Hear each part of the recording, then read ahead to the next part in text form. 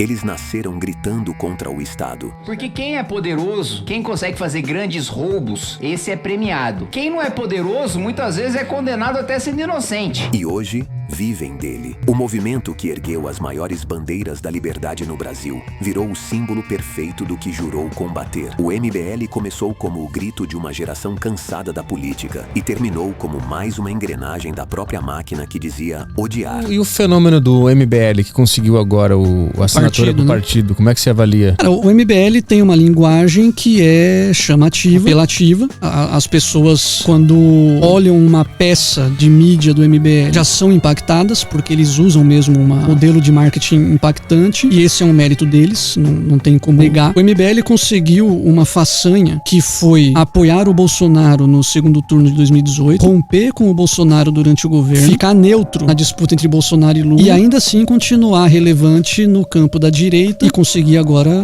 tirar um partido político do papel. Essa é a história de como a revolta virou projeto, o projeto virou carreira e a liberdade virou regulamento. 2014, o país fervia, escândalos, protestos e uma juventude que via no Estado o inimigo número 1. O MBL surgiu ali como antídoto. Jovens bem articulados, cheios de energia e certezas. Falavam de liberdade, de meritocracia, de não depender de governo. Eram o símbolo de um novo tempo. Um Brasil que, pela primeira vez, parecia ter encontrado uma geração disposta a pensar por conta própria. E durante as manifestações pelo impeachment de Dilma Rousseff, o MBL virou sinônimo de voz do povo. Cartazes azuis, discursos inflamados e um slogan irresistível: menos Estado, mais liberdade. Era bonito, era simples, era convincente, só não era eterno. O impeachment foi aprovado, a missão parecia cumprida. Mas o que acontece com um movimento quando o inimigo cai? Ele precisa inventar outro. E foi aí que o MBL descobriu a política real. Lançaram candidatos.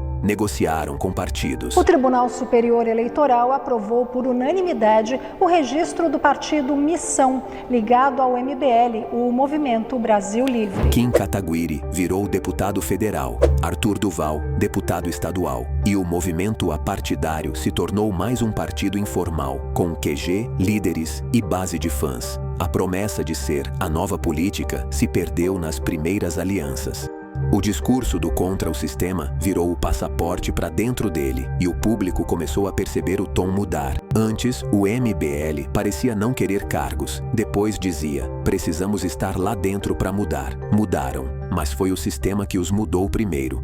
Durante anos, o MBL usou uma palavra como arma: fundão, o dinheiro roubado do povo. Chamavam de imoral, injusto, indecente e prometiam: jamais usaremos. Em 2024, Kim e outros nomes do movimento anunciam que desta vez vão usar o fundo público. A justificativa é preciso competir de igual para igual. E naquele instante, a lógica liberal se quebrou, porque se todos dependem do Estado para competir, então ninguém é livre. O movimento que nasceu dizendo: o dinheiro é seu, não do governo, agora recebia esse dinheiro em nome da sobrevivência política. E sem perceber, o MBL selava sua metamorfose de libertário a institucional. Um projeto de lei, assinado por Kim Kataguiri, proíbe menores de 14 anos de usarem redes sociais. À primeira vista parece nobre, proteger crianças, mas o detalhe é o método. Para aplicar a lei, o Estado teria que monitorar, vigiar, identificar, punir, ou seja, criar o exato tipo de controle que o liberalismo original do MBL sempre condenou. O MBL ele empolgou muita gente, enganou muita gente. O MBL eu conhecia o Kim através do professor Olavo de Carvalho. E acabou-se, eu não sei se foi uma perda de uma essência ou se na verdade nunca teve a essência conservadora de fato. O mesmo movimento que gritava pais, eduquem seus filhos, agora dizia: governo controle seus cidadãos, de Estado mínimo para Estado babá. E o mais irônico, os mesmos seguidores que antes repetiam liberdade acima de tudo, agora defendiam a proibição com entusiasmo. Então eu já vou começar falando o seguinte: eu já estou te falando, cara, é melhor você sair agora, porque você vai doer, vai machucar, entendeu? Eu vou trazer um consolo escrito verdades, eu vou rodar ele no seu bumbum, vai machucar. Quando o discurso muda, o público muda com ele. E é assim que um movimento se reinventa, não pela coerência, mas pela conveniência. Em outro momento, o deputado liberal vota a favor de aumentar o percentual de etanol na gasolina. Sobre etanol na gasolina, vamos lá, nós tínhamos duas opções de negociação com com o relator. Ou a gente estabelecia o limite em lei para o governo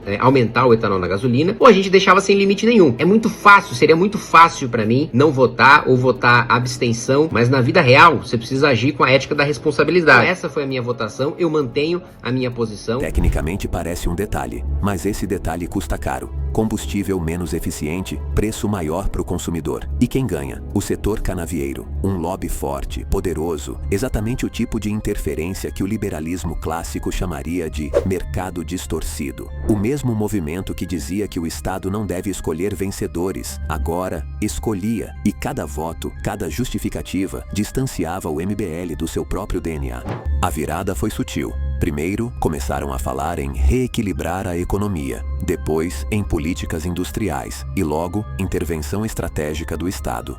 O liberalismo puro virou um liberalismo com responsabilidade social. O Estado mínimo virou o Estado necessário. E o movimento Brasil Livre começou a falar como o PSDB dos anos 90. Tudo isso em nome de um novo sonho, transformar o MBL em um partido político. O Partido Missão. O Tribunal Superior Eleitoral aprovou por unanimidade o registro do Partido Missão. Missão. Uma palavra que soa nobre, mas que raramente sobrevive à política. O MBL nasceu lutando contra o Estado. Hoje, luta para caber dentro dele. Começou criticando o fundo público, agora vive dele. Começou falando de liberdade, agora defende leis de controle. Começou pregando a eficiência do mercado. Se você não sabe o que o Kim Kataguiri tá votando, se você não sabe o que a Amanda votou, se você não sabe o que nós discutimos aqui, eu não quero sua experiência política. Eu não quero, ela não serve pra nada. Agora vota com o lobby da cana e ainda se apresenta como a voz da coerência. O mais fascinante é que não houve uma traição súbita. Foi uma transição lenta, quase imperceptível. Um ideal que se adaptou para continuar existindo, como uma cobra que troca de pele. O mesmo corpo, mas uma nova cor. No fim, o MBL virou o que mais temia, previsível. E previsível é tudo o que o poder quer que você seja. De movimento popular, virou marca. De voz das ruas, virou discurso de plenário. O sonho da liberdade se perdeu no ruído das lives, nos posts patrocinados, nos microfones de Brasília. E talvez essa seja a maior ironia